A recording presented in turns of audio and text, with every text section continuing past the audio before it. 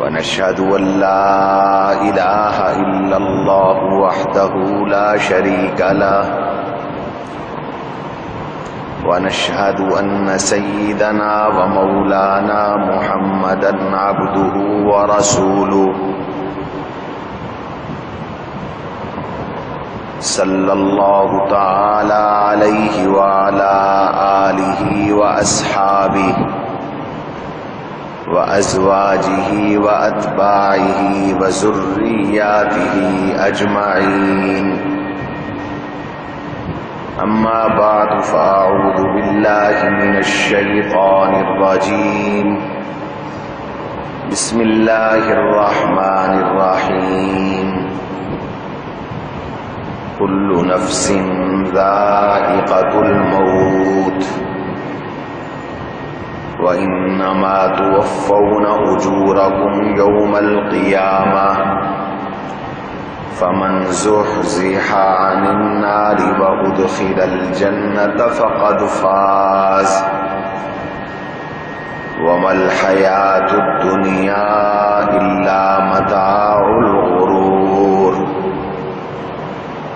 وقال تبارك وتعالى في موضع آخر كل شيء هالك إلا وجهه وقال تبارك وتعالى في موضع آخر وما جعلنا لبشر من قبلك الخلد أفإن مت وهم خالدون وقال تبارك وتعالى وما محمد إلا رسول قد خلت من قبله الرسل أفإن مات أو قتل انقلبتم على أعقابكم ومن ينقلب على عقبيه فلن يضر الله شيئا وسيجزي الله الشاكرين وقال رسول الله صلى الله عليه وسلم اذكروا هادم اللذات الموت وقال رسول الله صلى الله عليه وسلم تحفة المؤمن الموت أو كما قال رسول الله صلى الله عليه وسلم اللهم صل على محمد وعلى آل محمد كما صليت على إبراهيم وعلى آل إبراهيم إنك حميد مجيد اللهم بارك على محمد وعلى آل محمد كما باركت على إبراهيم وعلى آل إبراهيم إنك حميد مجيد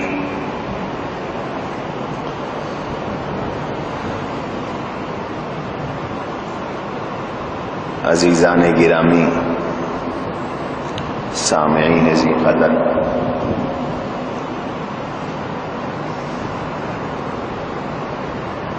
دنیا کی حقیقتوں میں سب سے اٹل، سچی اور کڑوی حقیقت موت ہے۔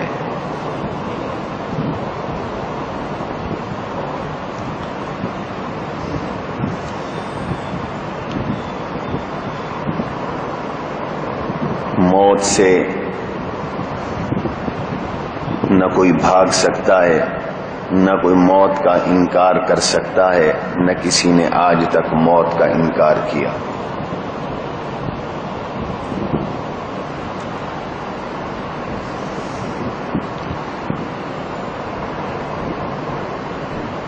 ہمیں سورج کے نکلنے اور ڈوبنے کا اتنا یقین نہیں ہے جتنا ہم میں سے ہر ایک کو اپنے اور پوری کائنات کی موت کا یقین ہے۔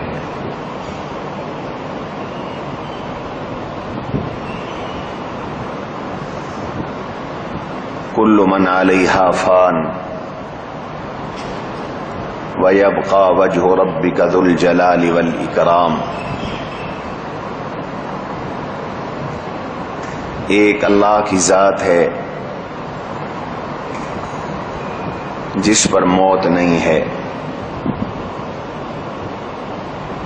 بس باقی موت سے کوئی مستثنا نہیں۔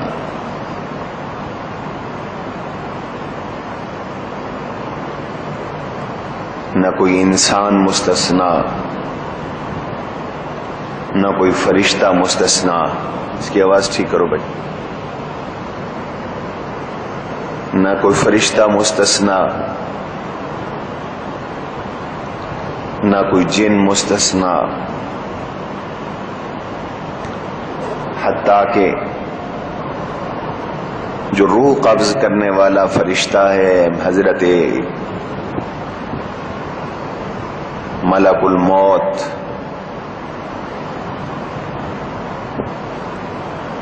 اسرائیل علیہ السلام، وہ بھی موت سے محفوظ نہیں ہیں، انہیں بھی موت آنی۔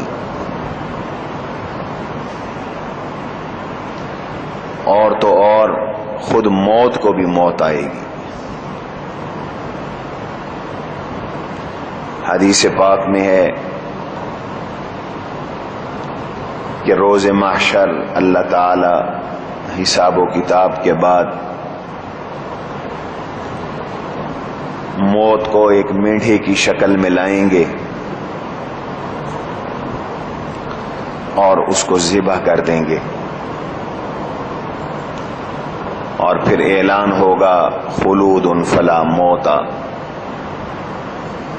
جنتیوں مزے سے ہمیشہ جنت میں رہو، اب تمہیں مرنا نہیں ہے، جہنمیوں اب جہنم میں رہو، تمہیں اب مرنا نہیں ہے، تم پر موت نہیں ہے۔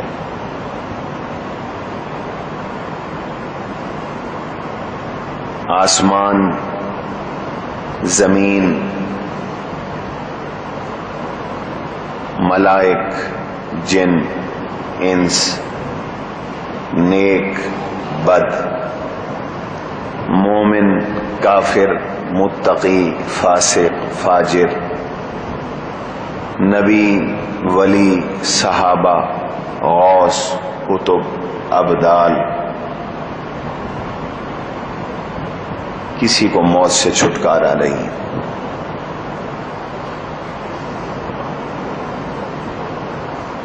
پوری دنیا کا اس پر اتفاق ہے۔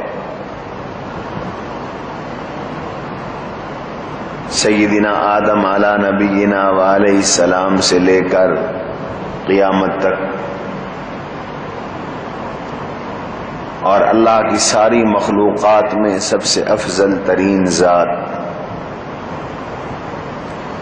سب سے افضل ترین، بزرگ ترین، معزز ترین، محترم ترین، صالح ترین شخصیت میرے اور آپ کے آقا دو جہاں کے سردار جناب رسول اللہ صلی اللہ علیہ وسلم کی ہے۔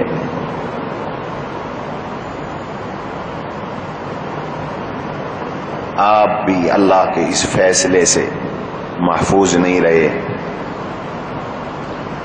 دنیا سے پردہ فرما گئے۔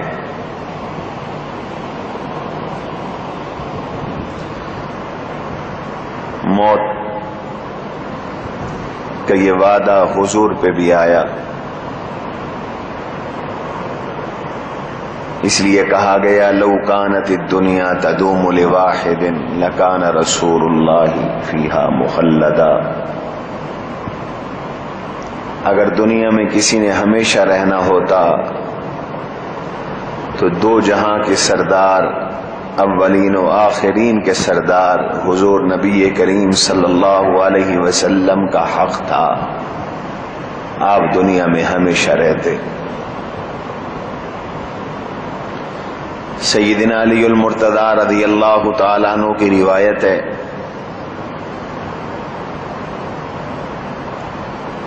جب اللہ کے رسول صلی اللہ علیہ وسلم کی روح مبارک قبض ہو گئی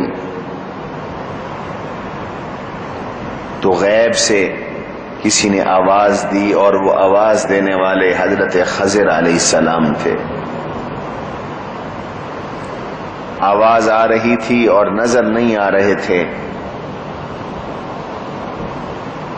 ارشاد فرمایا ہاتف نے غیب سے، کل نفس ذائقۃ الموت انما توفون اجورکم یوم القیامہ ان اللہ فی عذاب من کل مصیبت، ہر نفس نے موت کا ذائقہ چکھنا ہے، تمہیں قیامت کے دن تمہارے پورے اعمال کا اجر نصیب ہوگا۔ ہر مصیبت میں اللہ کی ذات حوصلے والی ہے، حوصلہ دینے والی ہے۔ ہر مصیبت میں اللہ سے حوصلہ حاصل کرو۔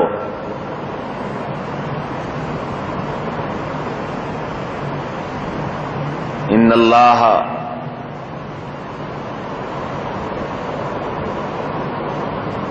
خلف کل حالک، ہر جانے والے کے پیچھے، مرنے والے کے پیچھے اللہ کی ذات موجود ہے۔ دنیا سے رخصت ہو جانے والے کے لیے اور چیزوں کے ختم ہو جانے کے پیچھے اللہ کی ذات موجود ہے۔ فتقوا بہ، اسی کے ساتھ تعلق مضبوط پکڑو، وتوکلوا علیہ، اللہ پر بھروسہ کرو۔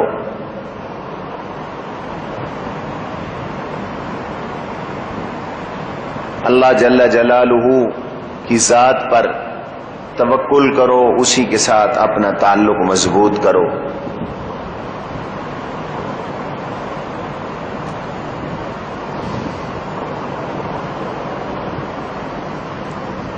سیدہ عائشہ رضی اللہ تعالی عنہا کی گود میں حضور کا وصال ہوا۔ فرمایا کرتی تھی مات رسول اللہ صلی اللہ علیہ وسلم بین سحری و نحری، حضور کا جب انتقال ہوا تو آپ کا سر مبارک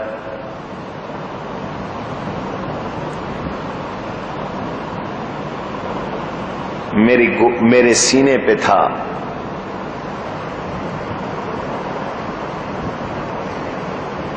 اور میں نے اللہ کے نبی کو دنیا سے جاتے دیکھا۔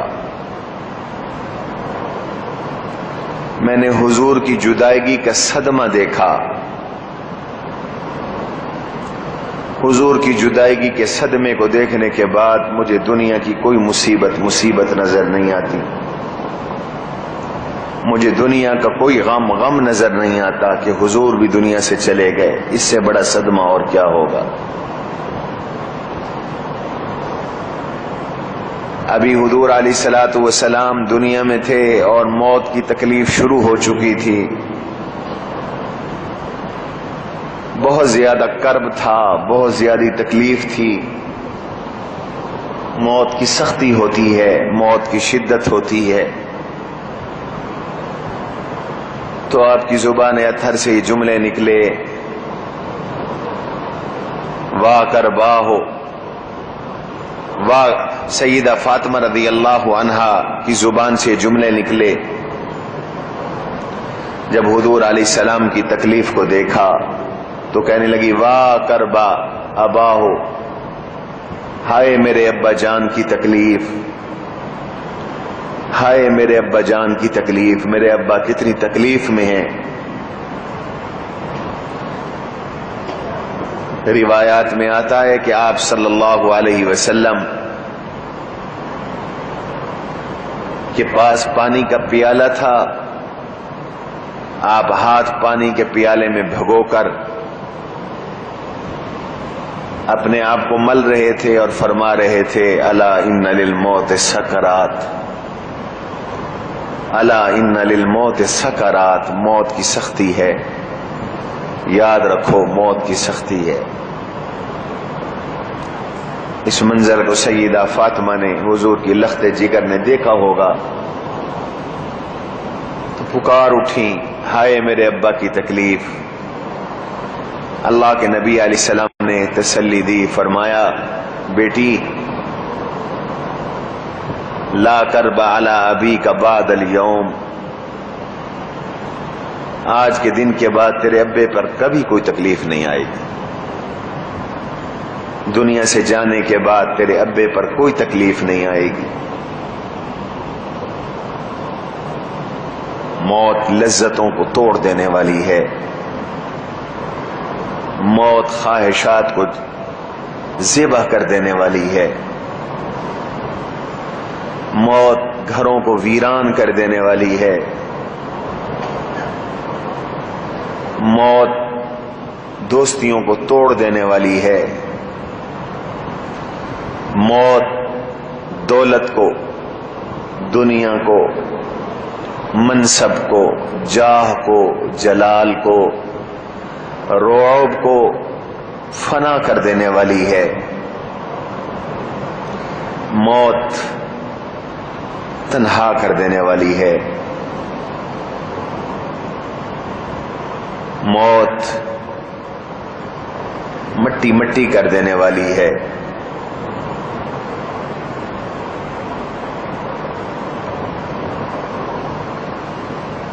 موت انسان کو بے بس کر دینے والی ہے۔ وجاءت سکرۃ الموت بالحق ذلک ما کنت منہ تحید، مر رہا ہے آدمی، شاہ ہے، بادشاہ ہے، دولت مند ہے، دنیا پہ آرڈر چلتا ہے، خلق خدا کانپتی ہے، اعلان ہوتا ہے وجاءت سکرۃ الموت بالحق، موت کا نشہ ٹھیک طریقے سے آ گیا۔ ذالک ما کنت منہ تحید، یہ وہی تو ہے جس سے تو کنارہ کرتا تھا۔ موت کا تذکرہ سننے سے بھی تجھے ڈر لگتا تھا۔ کچھ لوگ ہوتے ہیں جن کے سامنے موت کا تذکرہ ہو تو کہتے ہیں یار طبیعت خراب ہوتی ہے، بس اس کا تذکرہ نہ کرو، سننا بھی پسند نہیں کرتے۔ حضور نے فرمایا سننا دور کی بات ہے، تم روز موت کو یاد کیا کرو، تم اپنی موتوں کو یاد کیا کرو، تمہاری خواہشات ٹوٹیں گی، تم سے گناہ چھوٹیں گے۔ حضرت عمر رضی اللہ تعالی عنہ کی انگوٹھی میں تحریر تھا کفا بالموت واعظا یا عمر، انہوں نے موت کے لیے، موت کی یاد دہانی کے لیے اپنی انگوٹھی پہ لکھ کے رکھا ہوا تھا کفا بالموت واعظا یا عمر، عمر تجھے موت نصیحت کے لیے کافی ہے۔ موت سے بڑھ کر کوئی اور نصیحت نہیں، سب سے بڑی نصیحت موت ہے۔ جب دوسرے کی موت کو دیکھو تو اپنی موت کو یاد کرو، دوسرے کو مرتا دیکھو تو سوچو ہم کیسے مریں گے، جب دوسرے کی بے بسی کو دیکھو تو اپنی بے بسی کو یاد کرو۔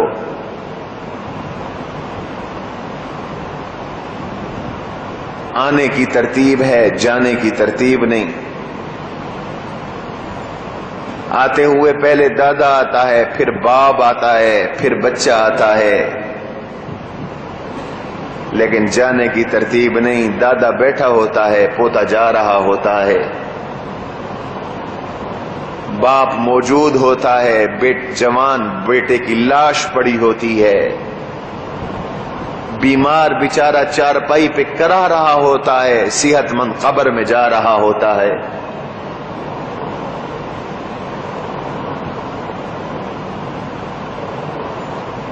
بیماری موت کی نشانی نہیں ہے، صحت زندگی کی ضمانت نہیں ہے. کوئی اپنی صحت کو، کوئی اپنی جوانی کو، کوئی اپنی کم عمری کو، کوئی اپنی شباب کو زندگی کی ضمانت نہ سمجھے.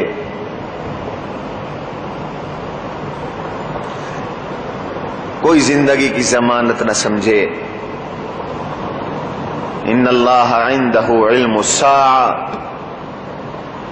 قیامت کا علم اللہ کے پاس ہے. 5 چیزیں غیب کے خزانے ہیں، غیب کے خزانے. عنده مفاتح الغیب لا يعلمها الا هو، ان غیب کے خزانوں کی چابیاں اللہ کے پاس ہیں اور کسی کے پاس نہیں. اور وہ 5 چیزیں خود حضور علیہ السلام نے حدیث پاک میں ارشاد فرما دی. وہ کیا ہیں؟ نمبر 1، ان اللہ عندہ علم الساعہ، قیامت کب آئے گی اس کا علم اللہ کو ہے. کوئی نہیں جانتا اللہ کے سوا، نہ کوئی نبی، نہ کوئی رسول، نہ کوئی فرشتہ، نہ کوئی سائنسدان، نہ کوئی حاکم، نہ کوئی محکوم. کوئی نہیں جانتا قیامت کب آئے گی. ان اللہ عندہ علم الساعہ، اللہ کے پاس قیامت کا علم ہے. مشہور واقعہ ہے، امام مدینہ، امام دار الہجرہ حضرت سیدنا انس بن مالک رحمہ اللہ، دوسرے امام نے خواب دیکھا. جناب رسول اللہ صلی اللہ علیہ وسلم کی زیارت ہوئی. پوچھا، آقا میری عمر کا کتنا حصہ باقی ہے؟ میرے آقا نے یوں 5 کا اشارہ فرمایا. امام مالک رحمہ اللہ نیند سے اٹھے تو نہیں سمجھ پائے کہ حضور نے 5 کا اشارہ فرمایا. میرے سوال کے جواب میں کہ میری کتنی عمر باقی ہے، نہ جانے 5 سال ہیں، 5 مہینے مراد ہیں، 5 ہفتے مراد ہیں، 5 دن مراد ہیں. پریشان ہوئے. اس دور کے بہت بڑے معبر رؤیا، خوابوں کی تعبیر بتانے والے امام عالم امام محمد ابن سیرین رحمہ اللہ کے پاس پیغام بھیجا کہ مجھے خواب کی تعبیر بتاؤ. یہ محمد ابن سیرین بھی بڑی عظیم شخصیت ہیں، غلام کے بیٹے ہیں. علم نے انہیں ابن سیرین بنا دیا. ماں ان کی باندھی تھی، والد ان کے غلام تھے. آج ہمارے ہاں کہتے ہیں فلاں نیچ قوم کا ہے.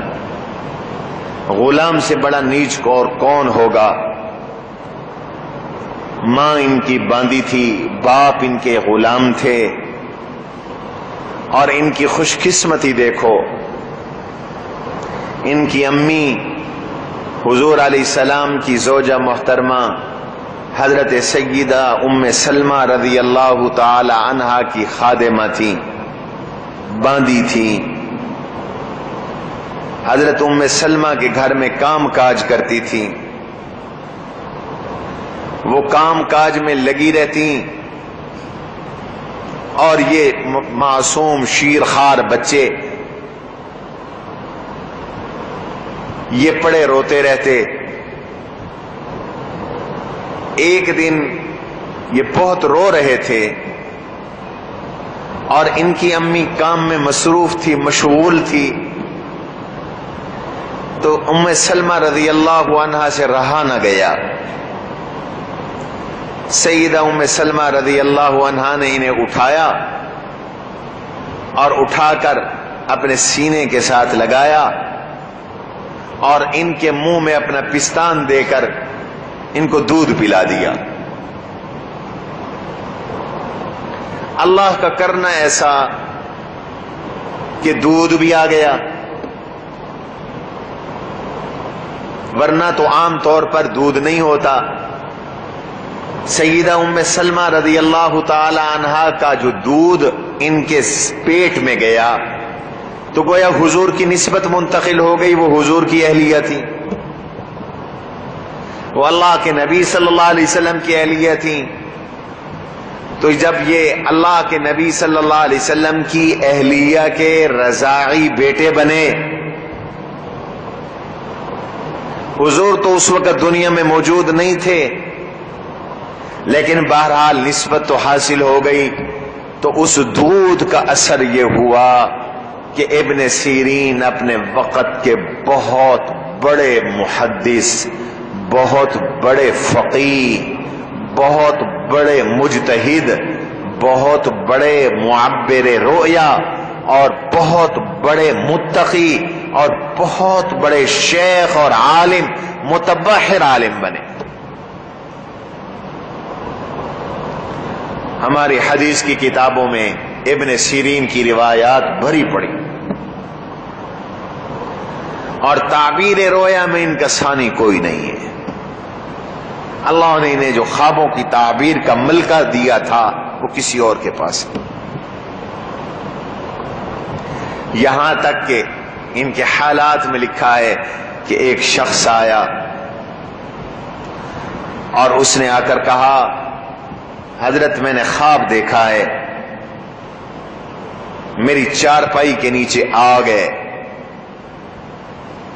حضرت نے اسے تعبیر بتائی، جاؤ چارپائی کی جگہ جا کر کھودو، خزانہ ملے گا۔ وہ گھر گیا، اس نے چارپائی ہٹائی، جگہ کو کھودا تو خزانہ نکل آیا۔ امیر کبیر بن گیا۔ ٹھیک 6 مہینے کے بعد ایک شخص آیا اور اس نے کہا، حضرت میں نے خواب دیکھا ہے، میری چارپائی کے نیچے آگ ہے۔ حضرت نے فرمایا، جلدی جاؤ، گھر کے اپنے اس کمرے سے سامان نکالو، چھت گرنے والی ہے۔ وہ شخص آیا، اس نے گھر کا سامان سارا نکالا، بس سامان نکالا ہی تھا کہ کمرے کی چھت گر گئی۔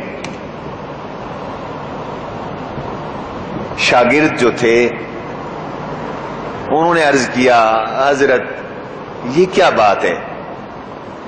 ایک جیسا خواب ہے، 6 مہینے پہلے آپ نے تعبیر اور دی، پوری ہو گئی۔ 6 مہینے کے بعد آپ نے تعبیر اور دی، وہ بھی پوری ہو گئی۔ ایک کو خزانہ دلوا دیا، دوسرے کی چھت گروا دی۔ دیکھو یہ ہوتا ہے علم، اور یہ علم استادوں سے ملتا ہے، کتابوں کے پڑھنے سے نہیں ملتا۔ آج کل کچھ لوگ خوابوں کی تعبیریں بیان کرتے ہیں بغیر اصول جانے، کتابوں کو دیکھ کر۔ احوال مختلف ہوتے ہیں، خوابوں کی تعبیر میں احوال کا بھی دخل ہوتا ہے، حالات بھی دیکھے جاتے ہیں کہ خواب دیکھنے والا کون ہے، کس حالت میں دیکھ رہا ہے، کس موسم میں دیکھ رہا ہے۔ تو امام ابن سیرین نے فرمایا، ارے میاں، جو شخص پہلے میرے پاس آیا تھا اور اس نے خواب بیان کیا تھا، وہ سردیوں کا موسم تھا، اور سردیوں کے موسم میں آگ نعمت ہوتی ہے، آگ قیمتی ہوتی ہے، سردی سے بچاؤ کا ذریعہ ہوتی ہے، سردی سے بچاؤ کا ذریعہ ہوتی ہے، اور اس لیے مجھے اندازہ ہوا کہ اسے نعمت ملنے والی ہے، اور وہ نعمت اس کو ملی خزانے کی شکل میں۔ اور دوسرا جو شخص آیا، اس نے وہ خواب گرمیوں میں دیکھا تھا، اور گرمیوں میں آگ تکلیف کا باعث ہوتی ہے، خطرہ ہوتی ہے، اس لیے مجھے اندازہ ہوا کہ اسے کوئی خطرہ پیش آنے والا ہے، اور میں نے سوچا تو وہ خطرہ یہی ہو سکتا ہے کمرے میں کہ چھت گر جائے، اس لیے میں نے اسے تعبیر یہ بتائی۔ یہ ہیں امام ابن سیرین رحمت اللہ علیہ، ان کے تقوی کے بھی بڑے واقعات ہیں۔ تاجر تھے، تجارت کرتے تھے، اور پیسہ اپنا نہیں تھا، قرض پر سودا لاتے تھے، بیچ کر واپس کر دیتے تھے، 4 پیسے بچ جاتے تھے۔ ایک دفعہ کافی بڑا سودا کر لیا زیتون کے تیل کا، کافی مقدار، لاکھوں کا سودا تھا۔ زیتون خرید کر کے لے آئے ادھار پر۔ اس زمانے میں چمڑے کی مشکوں میں زیتون ہوا کرتا تھا۔ ایک مشک کو کھولا تو اس میں ایک مرا ہوا چوہا نکل آیا، مرا ہوا چوہا نکل آیا۔ جیسے کبھی کبھی ہمارے بھی گھی کے ٹینوں میں چیزیں نکل آتی، بوتلوں میں چیزیں نکل آتی۔ آج کل تو بڑے دعوے ہوتے ہیں کہ صحت کے اصولوں کے مطابق بن رہی ہے، یہ حال ہے۔ اس زمانے میں امام مالک نے، امام ابن سیرین نے دیکھا کہ مشک میں سے چوہا نکلا ہے اور وہ بھی مرا ہوا، تو سوچا کہ یہ مشک میں کیسے گیا۔ ظاہر بات ہے کہ جہاں پر تیل نکالا جاتا ہے، جو تالاب بنایا ہوا ہے زیتون کے تیل کو جمع کرنے کے لیے، یہ اسی سے نکلا ہوگا۔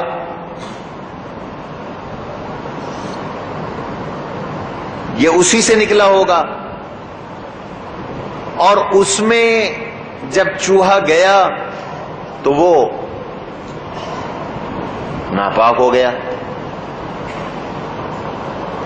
تو اس کا معنی یہ ہے کہ یہ سارا تیل ناپاک ہے۔ اب امام ابن سیرین کے پاس شرعی طور پر ایک حق حاصل تھا، آپ میں سے بہت سے طلباء نے پڑھا ہے، اور وہ ہے خیار عیب۔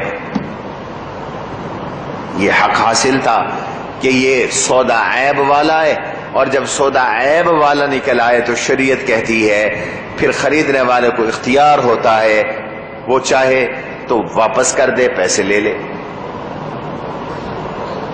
لیکن امام ابن سیرین رحمہ اللہ نے خیار عیب استعمال نہیں کیا، اور یہ سوچا کہ اگر میں نے یہ واپس کیا تو بیچنے والا یہ ناپاک تیل کسی اور کو بیچ دے گا، لوگ ناپاک تیل کھائیں گے، سالن میں استعمال کریں گے، ناپاک تیل لگائیں گے۔ لہذا امام ابن سیرین نے تقوی پہ عمل کرتے ہوئے وہ سارا تیل بہا دیا، ضائع کر دیا، اور بیچنے والے کو بتایا تک بھی نہیں۔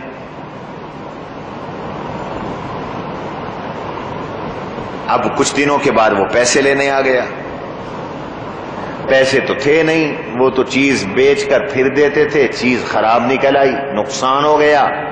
تو ابن سیرین نے فرمایا میرے پاس پیسے نہیں۔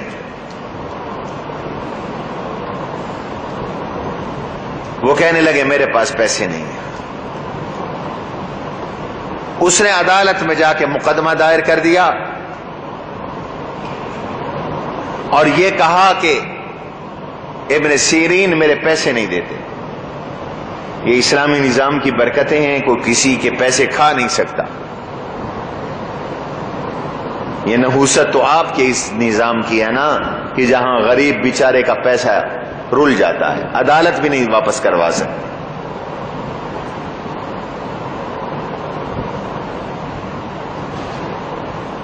اس لیے تو اسلام ملک میں آنے نہیں دیتے۔ اسلام ملک میں آ گیا تو پوری دنیا کو پتہ چل جائے گا اسلام کے کمالات کا، دنیا اسلام کی طرف لپک پڑے گی۔ اس لیے اسلام کو روکتے ہیں لوگ، اسلام کے قریب نہ آئیں، اسلام کو ووٹ نہ دیں، دینداروں کو اسمبلی میں نہ آنے دیں۔ لیکن کب تک دباؤ گے تم؟ ایک نہ ایک دن اس اسلام نے غالب آنا ہے، یہ اللہ کا فیصلہ ہے۔ عدالت میں فیصلہ، عدالت نے امام ابن سیرین کو بلایا، تم نے پیسے دینے ہیں؟ امام نے فرمایا جی حضرت میں نے پیسے دینے ہیں، میرے پاس پیسے نہیں ہیں۔ جج نے کہا یا پیسے دو یا جیل جاؤ۔ فرمایا میرے پاس پیسے نہیں ہیں، میں جیل جانے کے لیے تیار ہوں۔ جیل چلے گئے، پیسے نہیں دیے تو جیل چلے گئے۔ اتنا بڑا امام، اتنا بڑا مجتہد، اتنا بڑا فقیہ، اتنا بڑا محدث، اتنا بڑا متقی،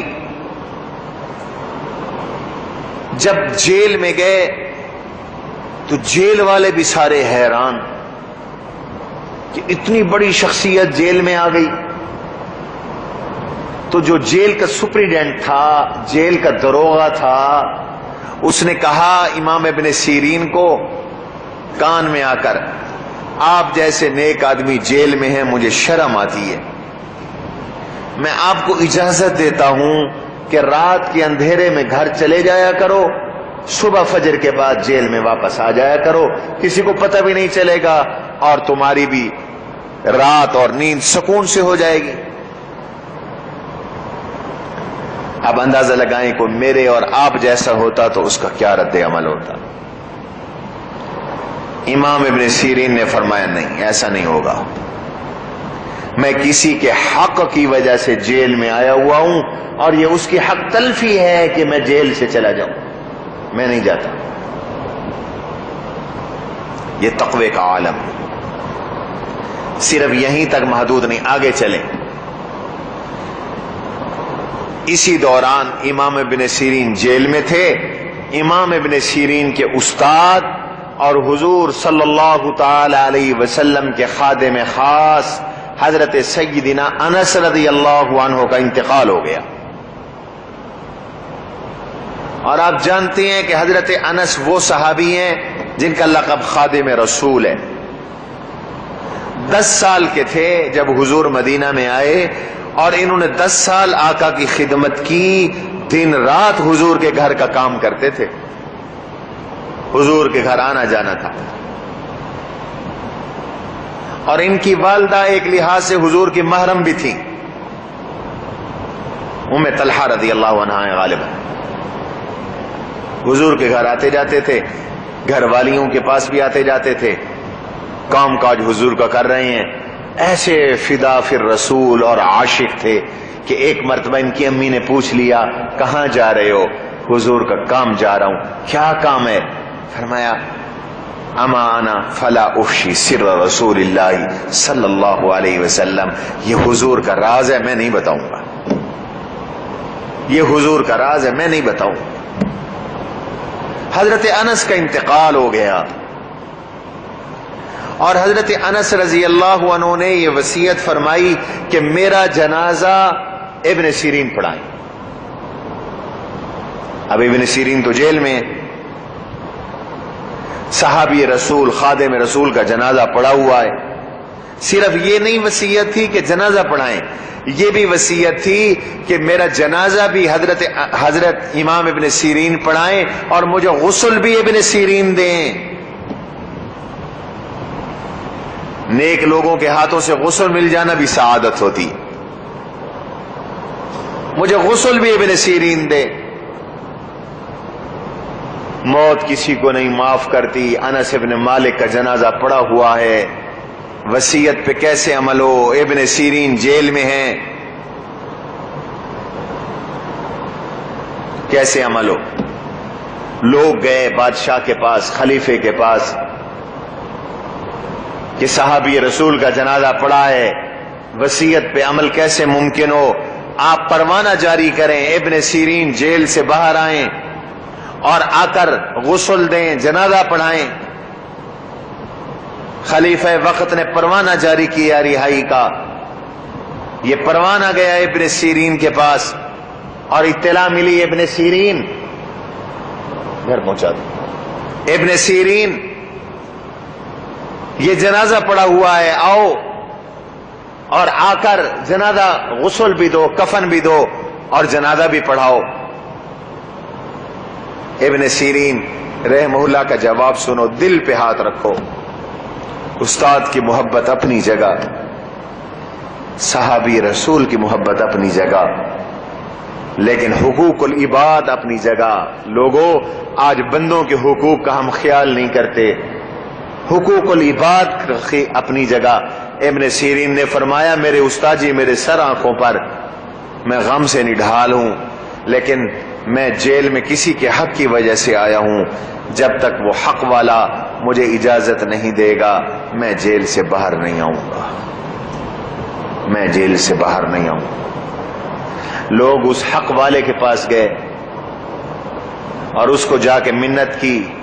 وہ خود آیا اور اس نے کہا میں اجازت دیتا ہوں آپ آئیں. ابن سیرین باہر آئے، سیدھے استاد جی کی میت پہ گئے، غسل دیا، جنازہ پڑھایا. ایک لمحے کے لیے گھر نہیں گئے، واپس جیل آ گئے. یہ تھا تقوی اور یہ تھا علم جو میں نے آپ کے سامنے بیان کیا. تو ان سے امام مالک نے خواب کی تعبیر پوچھی کہ میں نے حضور سے پوچھا میری کتنی عمر باقی ہے. آپ نے یوں 5 کا اشارہ فرمایا، تعبیر بتائیے. فرمایا اس کی تعبیر نہ 5 سال ہے، نہ 5 مہینے ہے، نہ 5 دن ہے، بلکہ اس کی تعبیر یہ ہے کہ مالک تمہارا سوال ان 5 چیزوں میں سے ہے، 5 لا یعلمہن الا اللہ، جن کا علم اللہ کے سوا کسی کو نہیں. اور وہ 5 چیزیں کیا ہیں؟ قرآن بتاتا ہے ان اللہ عندہ علم الساعہ، قیامت کب آئے گی اللہ جانتا ہے. وینزل الغیث، بارش کب آئے گی اس کا یقینی علم اللہ جانتا ہے. ویعلم ما فی الارحام، مادہ کے رحم میں بچہ ہے بچی ہے نہیں ہے، اس کا یقینی علم بھی بلا واسطہ علم بھی اللہ کے پاس ہے. وما تدری نفس ماذا تکسب غدا، کوئی نہیں جانتا کہ کل کیا کرے گا اللہ جانتا ہے. میں بھی نہیں جانتا میں کل کیا کروں گا، آپ بھی نہیں جانتے کہ آپ کل کیا کریں گے، یہ کون جانتا ہے. وما تدری نفس بأی ارض تموت، اور کوئی نہیں جانتا کہ کہاں مرے گا کب مرے گا، یہ کون جانتا ہے. تو موت جوتے کے تسمے سے بھی قریب ہے. اس لیے اس زندگی پہ کیا اترانا جس کے دھاگا ٹوٹنے کا کوئی پتہ نہیں. یہ زندگی کمزور ترین دھاگا ہے، جالے کی طرح ہے. جالا ہاتھ مارنے سے بھی ٹوٹ جاتا ہے. یہ انسان کی زندگی جالا ہے اور یہ جالا کسی بھی وقت ٹوٹ سکتا ہے. یہ رسی کسی بھی وقت ٹوٹ سکتی ہے. یہ جوانی میں بھی ٹوٹ رہی ہے. آپ نے محلے میں دیکھا ہمارے دوست ہمارے بھائی جو صرف اس مسجد اور مدرسے کی محبت میں یہاں پر آ کر رہے، گھر بنایا، جوانی کے عالم میں 3 مہینے ہوئے شادی کو اللہ کے پاس چلے گئے. اس لیے ایسی زندگی پر نہ اتراؤ جس نے ٹوٹ جانا ہے. آج مکان ہے مکین نہیں ہے، شوق سے بنایا ہوا بنگلہ ہے مکین نہیں ہے. آج سہاگ اجڑ گیا ہے، زمینیں ہیں ذمہ دار نہیں ہے. حضرت عمر رضی اللہ تعالی عنہ روتے تھے اور روتے روتے ان کی ہچکی بن جاتی تھی. پتا ہے جانتے ہو کہ یہ موت کیا ہے، کیا کر دیتی ہے؟ فرمایا 3 دن کے بعد قبر میں جا کے دیکھا کرو، قبر میں جا کے دیکھا کرو. یہ ہاتھ کوہنیوں سے الگ کر دیتی ہے، یہ کوہنیاں بازوؤں سے الگ کر دیتی ہے، یہ بازو کندھوں سے الگ کر دیتی ہے. یہ موت آدمی کی سرین کو آدمی کی رانوں سے الگ کر دیتی ہے. یہ موت قبر میں آنکھوں کو بہا دیتی ہے، پیٹ کو پھاڑ دیتی ہے، ہڈیوں کا ڈھانچہ بنا دیتی ہے. یہ موت کیڑوں مکوڑوں کے ساتھ جا کے ملا دیتی ہے، یہ موت مٹی کے ساتھ جا کے مٹی کر دیتی ہے۔ اس لیے جگہ جی لگانے کی دنیا نہیں ہے، یہ عبرت کی جا ہے، تماشا نہیں ہے۔ دنیا کے لیے اتنی محنت کرو جتنی دنیا میں رہنا ہے۔ قرآن کہتا ہے جب قیامت میں اٹھیں گے تو کہیں گے لم یلبسو، وہ تو دنیا میں کتنی دیر رہے تھے، ساعۃ من نہار، دن کی ایک گھڑی رہے تھے۔ یا اللہ ہم تو دن کا ایک حصہ رہے تھے بس۔ اچھی موت کے لیے اچھے ٹھکانے ہیں، بری موت کے لیے برے ٹھکانے ہیں۔ اچھی موت اچھی زندگی سے آتی ہے، بری موت بری زندگی سے آتی ہے۔ بری موت سے حضور نے پناہ مانگی، فرمایا اللہم انی اعوذ بک من میتۃ السوء، اللہ مجھے بری موت سے بچا۔ بری موت وہ ہے جس کو قرآن نے ذکر کیا، وَلَوْ تَرَىٰ إِذِ الظَّالِمُونَ فِي غَمَرَاتِ الْمَوْتِ وَالْمَلَائِكَةُ بَاسِطُو أَيْدِيهِمْ، یہ بری موت ہے، ظالم کی موت ہے، کافر کی موت ہے، بدکار کی موت ہے۔ اللہ کہتے ہیں ان کو موت کا نشہ ہے، رشتہ دار موجود ہیں لیکن والملائکۃ باسطوا ایدیہم، اللہ کے فرشتے ہاتھوں میں گرز لے کر اس کی پٹائی کر رہے ہیں، اس کو پیٹ رہے ہیں اور کہہ رہے ہیں الیوم تجزون عذاب الہون بما کنتم تقولون علی اللہ غیر الحق، آج تمہیں سزا ملے گی۔ یہ موت کے وقت سزا شروع ہوتی ہے، یہ مرنے والا پٹتا ہوا مرتا ہے، فرشتوں کی مار کھاتا ہوا مرتا ہے، اس کی روح قبض ہوتی ہے تو بدبو ہوتی ہے، جہنم کے ٹاٹ میں لپیٹی جاتی ہے، جہاں سے گزرتی ہے روح ساری مخلوق پناہ مانگتی ہے۔